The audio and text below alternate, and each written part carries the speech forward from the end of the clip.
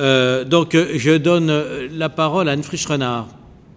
Et en particulier parcelles et habitats territoires. Ce parc est donc en grande partie connecté au réseau de chauffage urbain, donc alimenté à 67%, comme c'est indiqué dans le rapport, par du bois, considéré comme une énergie renouvelable, ce qui nous permet d'obtenir une bonification dans la classification énergétique de nos bâtiments et qui cache en partie l'état thermique réel de notre parc.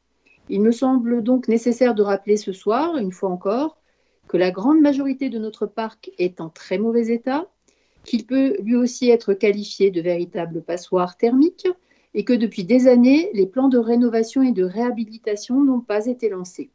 C'est un travail de fond et c'est un investissement qui commence enfin et que nous mettons aujourd'hui en œuvre tous les moyens pour accélérer cette démarche indispensable de rénovation, de réhabilitation, mais surtout de rénovation thermique.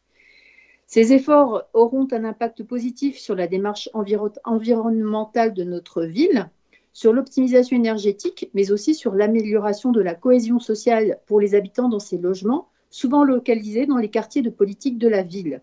Par rapport à ce qui a été dit tout à l'heure, on peut ajouter d'ailleurs que le bailleur social crée lui aussi, par définition, du lien social et que c'est très souvent dans ces lieux et dans les manifestations organisées avec le bailleur social que des échanges ont lieu qui dépassent ceux de la démocratie participative et qui répondent véritablement aux besoins quotidiens de nos citoyens.